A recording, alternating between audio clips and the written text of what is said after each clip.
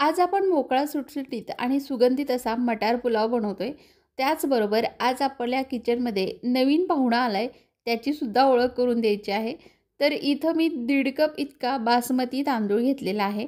तांदळामध्ये भरपूर पाणी घालून 2-3 वेळा स्वच्छ धुवून घ्यायचा. नंतर यामध्ये पाणी घालायचं आणि अर्धा तास तरी भिजत बाजूला ठेवायचा. 5-6 लसणाच्या पाकळ्या आणि आल्याचा तुकडा घेतला. याला खलबत्त्यातून जाडसर असं कुटून घ्यायचं. तर आज आपल्या किचनमध्ये the Indus valley India's number 1 healthy cookware यांच्याकडून ट्रायप्लाय स्टेनलेस स्टीलची कढई आली आहे. ही कढई मस्त छान जाडजूड आहे, खोलगट आहे. ही कढई तुम्ही इंडक्शन, गॅस, चुलीवर सुद्धा वापरू शकताय. द इंडस व्हॅलीची भांडी उत्तम क्वालिटीच्या फूड ग्रेड मटेरियलपासून बनवलेली आहेत. वापरायला आणि मेंटेन करायला खूप सोपी आहेत, टॉक्सिन फ्री आहेत. जर तुम्हाला ही कढई खरेदी करायची असेल ना, तर कॅप्शनमध्ये लिंक दिली आहे. स्क्रीनवर दिलेला नीलम्स किचन हा कूपन कोड वापरून 12% पर्यंत डिस्काउंटसुद्धा मिळू शकतोय बरं का. आणि शेवटी काय, चांगल्या क्वालिटीच्या भांड्यामध्ये जेवण बनवलं की आपल्या परिवाराला सुद्धा त्याचा फायदाच होणार नाही का. आता कढईमध्ये 1 चमचाभर तेल आणि 1 चमचाभर तूप घातलं. तेल आणि तूप चांगलं गरम झालं की याच्यामध्ये 10-12 काजूच्या पाकळ्या घातल्या आणि काजूच्या पाकळ्या तेलावर हलक्या सोनेरी रंगावर येईपर्यंत तळून घ्यायच्या. काजूच्या पाकळ्या तळून झाल्या की याला एका प्लेटमध्ये काढून ठेवायचं.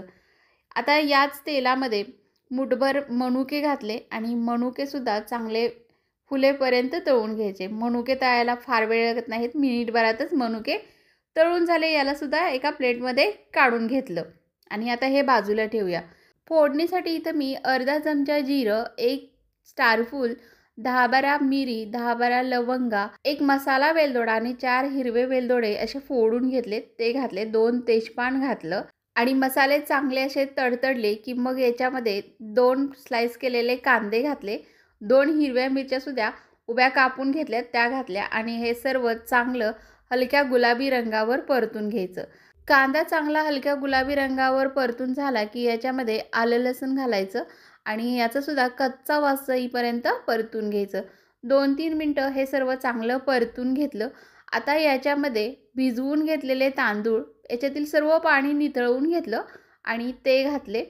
सर्व तांदूळ कढईमध्ये काढून घेतल्यानंतर एक 2 ते 3 मिनटं हलक्या हाताने मंद गॅसवर परतून घ्यायचे. म्हणजे तांदळाला तेलाचं चांगलं कोटिंग येतं आणि भात चांगला सुटसुटीत व्हायला मदत होते. 2 ते 3 मिनटं तांदूळ हलक्या हाताने परतून घेतले. आता याच्यामध्ये 1 वाटीभर मटार घातले. मी तर 1.5 वाटी तांदूळ घेतले, यासाठी 1 वाटी मटार घेतले. आता याच्यामध्ये चवीनुसार मीठ घालायचं. 1 ते 1.5 चमचा मी मीठ घातलेला आहे आणि 1 छोटा चमचा भरून गरम मसाला घातला आणि आता हे सर्व हलक्या हाताने चांगलं तांदळामध्ये मिक्स करून घ्यायचं. सर्व मसाले आणि मटार चांगलं 2-3 मिनटं परतून झाले. आता याच्यामध्ये आपल्याला पाणी घालायचं आहे. तर 1.5 वाटी तांदळासाठी इथं मी 3 वाटी गरम पाणी घातलं. लक्षात ठेवा, इथं थंड पाण्याचा वापर करायचा नाही, तर गरम पाण्याचाच वापर करायचा. आता भाताला चांगली खळखळून अशी उकळी काढून घ्यायची. भाताला चांगली उकळी आली की साधारण 1 चमचाभर इतकं लिंबाचा रस आपल्याला यामध्ये घालायचा आहे आणि गॅस कमी करायचा आणि कमी गॅसवर झाकण ठेवून जवळजवळ 80 ते 90% इतका भात आपल्याला शिजवून घ्यायचा आहे.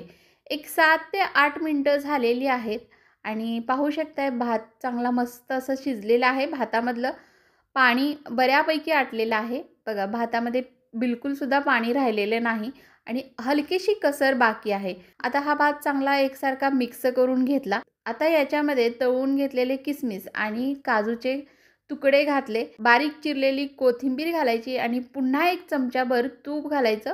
त्यामुळे खरंच खूप मस्त असा पुलाव लागतो आपला हा. सर्व चांगलं असं मिक्स करून घ्यायचं. हे सर्व चांगलं मिक्स झालं की पुन्हा याच्यावर झाकण ठेवायचं. भात शिजवून घ्यायचा. भात शिजल्यानंतर गॅस बंद करायचा आणि असाच झाकून कमीत कमी अर्धा तास ठेवायचा, म्हणजे भात चांगला फुलून येतो. तर भात शिजल्यानंतर अर्धा तास मी गॅस बंद करून असाच झाकून ठेवला होता आणि पाहू शकताय काय मस्त सुटसुटीत असा आपला हा मटर पुलाव तयार झालेला आहे. आणि खरं सांगते, एवढी मस्त चव झाली होती ना. तर कशी वाटली तुम्हाला माझी आजची रेसिपी? आवडली असेल तर एक लाईक अवश्य करा. पुन्हा भेटूयात नवीन रेसिपीसोबत. तोपर्यंत मस्त खा आणि स्वस्त राहा. धन्यवाद.